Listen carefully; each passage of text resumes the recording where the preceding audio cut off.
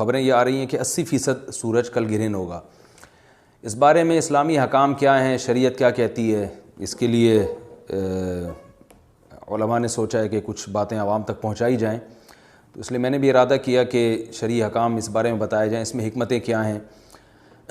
رسول اللہ صلی اللہ علیہ وسلم کے دور میں سورج گرہن ہوا ہے۔ آپ صلی اللہ علیہ وسلم کے نرینہ اولاد نہیں تھی، آپ کو اللہ نے اولاد دی اور آپ کے بیٹے کی موت واقع ہوئی۔ یہ ایک بہت بڑا حادثہ تھا اس وقت، کیونکہ عرب میں نرینہ اولاد کی بڑی ویلیو تھی۔ آپ صلی اللہ علیہ وسلم کو اللہ نے بیٹیاں دیں، بیٹا نہیں دیا، اور بیٹا دے کے اٹھا لیا، تو ایک بہت بڑا واقعہ تھا، اور اللہ کی قدرت کے اسی دن سورج بھی گرہن ہو گیا۔ تو عرب یہ کہا کرتے تھے، زمانہ جاہلیت میں یہ بات مشہور تھی کہ کوئی بہت بڑا دنیا میں واقعہ ہوتا ہے تو سورج یا چاند گرہن ہو جاتے ہیں۔ اسی دن سورج بھی گرہن ہوا، تو یہ بات پھیل گئی کہ محمد صلی اللہ علیہ وسلم سید الانبیاء رسول اللہ صلی اللہ علیہ وسلم کے بیٹے کی چونکہ موت واقع ہوئی ہے، اس لیے سورج گرہن ہوا ہے۔ آپ صلی اللہ علیہ وسلم نے اس بات کی تردید فرمائی، اور آپ نے فرمایا ان الشمس والقمر آیتان من آیات اللہ لا ینکسفان بموت احدہم، کہ سورج اور چاند اللہ کی نشانیوں میں سے ایک نشانی ہے، لا ینکسفان بموت احدہم آیاتہ، نہ تو یہ کسی کی موت کی وجہ سے گرہن ہوتے ہیں، نہ کسی کی زندگی کی وجہ سے، بل یخوف اللہ بہما عبادہ، اللہ ان کے ذریعے اپنے بندوں کو ڈراتے ہیں۔ یہ بخاری مسلم کی حدیث ہے، اپنے بندوں کو خوف زدہ کرتے ہیں۔ تو یہ اللہ کی نشانیاں ہیں، اور آپ صلی اللہ علیہ وسلم نے اس موقع پر نماز کا حکم دیا، اللہ کے سامنے عاجزی اور انکساری کا حکم دیا۔ دیکھیے یہاں ایک بہت اہم پوائنٹ کی بات ہے ان لوگوں کے لیے جو اسلام کے خلاف ہیں، جو محمد صلی اللہ علیہ وسلم سرور دو عالم سید الانبیاء صلی اللہ علیہ وسلم کو سچا نبی نہیں مانتے، ان کے لیے اس حدیث میں آپ صلی اللہ علیہ وسلم کی نبوت کی ایک بہت زبردست دلیل موجود ہے۔ ایک واقعہ ہوا ہے آپ صلی اللہ علیہ وسلم کے بیٹے کی موت کا، اور عرب یہ ویسے ہی کہا کرتے تھے کوئی بہت بڑا دن ہوگا تو سورج گرہن ہوگا۔ تو کوئی بھی شخص جو جھوٹا نبی ہو، آپ خود بتائیے کہ کیا وہ ایسے موقع پہ اس واقعے کو اپنے حق میں کیش نہیں کرائے گا، اور وہ یہ کہے گا نہیں کہ میں تو پہلے ہی کہتا تھا کہ میں بہت بڑی شخصیت ہوں، اور میرے بیٹے کی موت ہونا، ایک پیغمبر کے بیٹے کی موت ہونا ہے تو یقیناً یہ اس اللہ کی طرف سے ایک نشانیاں ہے، یہ نشانی ہے سورج کا گرہن ہونا، یہ بتانے کے لیے ہے کہ واقعی یہ بہت بڑا دن ہے، اور میں یہ بہت بڑا دن اس اعتبار سے کہ ایک نبی کے بیٹے کی موت واقع ہوئی ہے۔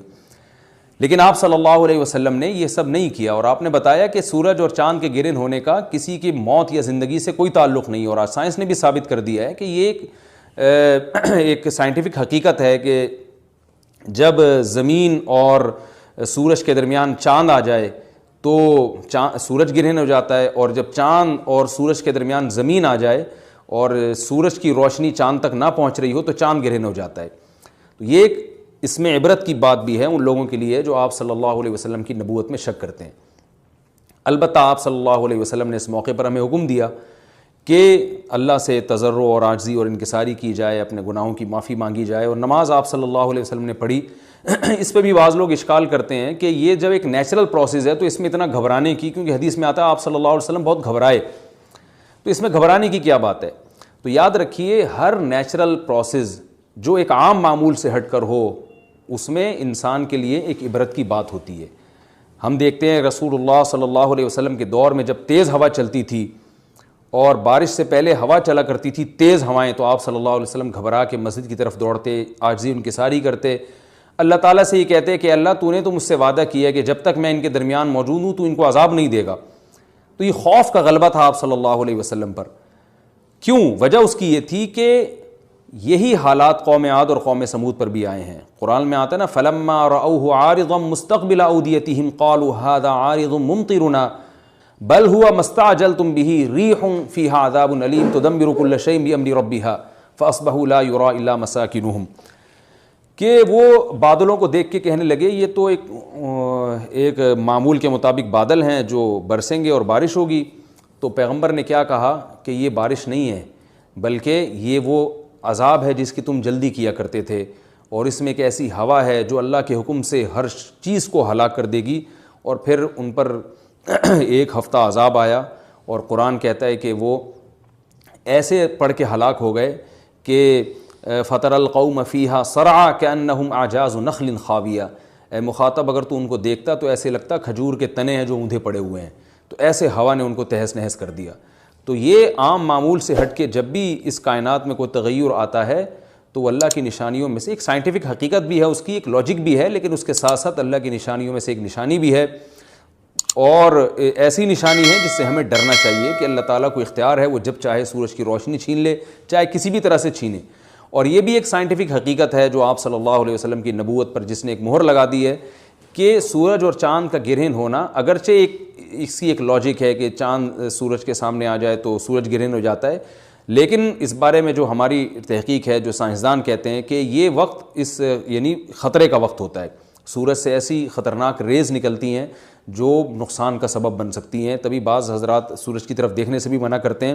اور یعنی نظام میں تھوڑی ایک عام نارمل روٹین سے ہٹ کے اس کائنات کا نظام چلتا ہے، تو اس لیے یہ اس کائنات کے لیے، زمین کے لیے ڈینجرس ہو سکتا ہے، اور جو گریوٹی اور جو کشش کا نظام ہے اس میں بھی خلل واقع ہوتا ہے۔ تو ایسا نہیں ہے کہ یہ بالکل ایک نارمل کنڈیشن ہوتی ہے اور اس کا کوئی نقصان ہی نہیں ہے، یہ بالکل غلط ہے، اس میں نقصان کا بہرحال خطرہ ہے، اور اس بات کا امکان موجود ہوتا ہے کہ قدرت انسانوں سے انتقام لے یا انسانوں کو نقصان پہنچائے۔ اور ویسے بھی جن کے دلوں میں اللہ کا خوف ہوتا ہے وہ تو ویسے ہی اللہ کے وَهُم مِّن خَشْيَتِهِ، قرآن مجید میں اللہ تعالیٰ کے ارشاد ہے کہ مشرکین بار بار یہ سوال پوچھتے تھے قیامت کب آئے گی کب آئے گی، اللہ فرماتے ہیں لیکن جو مومنین ہیں ان کو اس سے غرض نہیں ہے کہ کب آئے گی، والذین آمنوا مشفقون منها، وہ تو قیامت سے گھبراتے ہیں کہ پتہ نہیں ابھی نہ آ جائے۔ تو جس کے دل میں اللہ کا خوف ہوتا ہے اس کے زندگی گزارنے کا طریقہ کچھ اور ہوتا ہے، وہ بات بات پہ اللہ سے ڈرتا ہے، اس کو اللہ سے ڈرنے کا بہانہ چاہیے، اس کو توبہ کا بہانہ چاہیے۔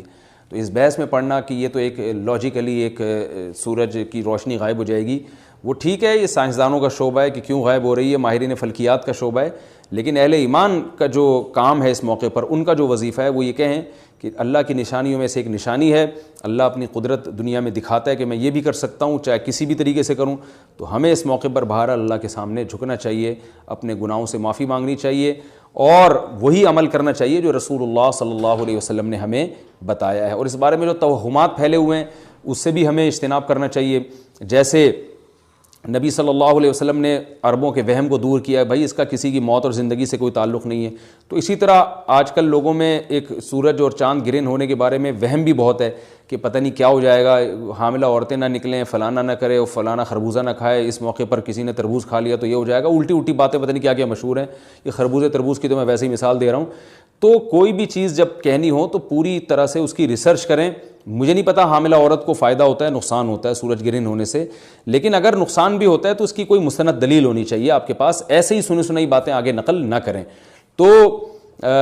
بہرحال ہمیں جو کرنے کا کام ہے جو رسول اللہ صلی اللہ علیہ وسلم نے بتایا ہے وہ کام بخاری اور مسلم کی حدیث کے مطابق نماز ہے، انفرادی بھی ہے، جماعت سے بھی ہے، مستحب یہ ہے کہ جماعت سے نماز پڑھی جائے مسجد میں یا کسی بھی میدان میں، اور 2 رکعتیں امام پڑھائیں گے، اور اس میں سرن تلاوت بھی کر سکتے ہیں، جہری تلاوت بھی کر سکتے ہیں، دونوں رائے ہیں علماء کی۔ آج کل جہری کو اس لیے ترجیح دی جاتی ہے کہ صلاۃ کسوف میں جو رسول اللہ صلی اللہ علیہ وسلم کی سنت ہے وہ لمبی نماز ہے، تو لمبی نماز پڑھیں گے تو اگر آپ آہستہ آواز سے پڑھیں گے تو لوگوں کو تھکاوٹ کا احساس زیادہ ہوتا ہے، جہری پڑھیں گے تو تھکاوٹ کا احساس کم ہوتا ہے، تو اس لیے دونوں قولوں پہ فتویٰ دیا جاتا ہے، وہ ایک قول راجح ہے اور ایک میں آسانی ہے، تو آسانی اس قول میں ہے کہ جہری تلاوت کی جائے، اس میں لوگوں کو نماز میں کھڑا رہنا آسان ہوتا ہے، تو لمبی سے لمبی نماز پڑھی جائے، اس میں 2 رکعتیں پڑھی جائیں اور خوب طول دیا جائے اس کو، اور اتنا طول دینا کہ لوگوں کا خطرہ ہو کہ نماز ہی چھوڑ کے بھاگ جائیں گے، یہ بہرحال درست نہیں ہے، کیونکہ آپ صلی اللہ علیہ وسلم نے امام کو مقتدیوں کی رعایت کا حکم دیا ہے۔ اور کوئی جماعت سے نماز میں شریک نہیں ہو سکتا تو گھر میں نماز پڑھیں، انفرادی نماز پڑھیں، نماز نہیں پڑھ سکتے تو توبہ استغفار کریں۔ بہرحال یہ وقت جو ہے توبہ استغفار کا ہے، اپنے گناہوں سے معافی مانگیں۔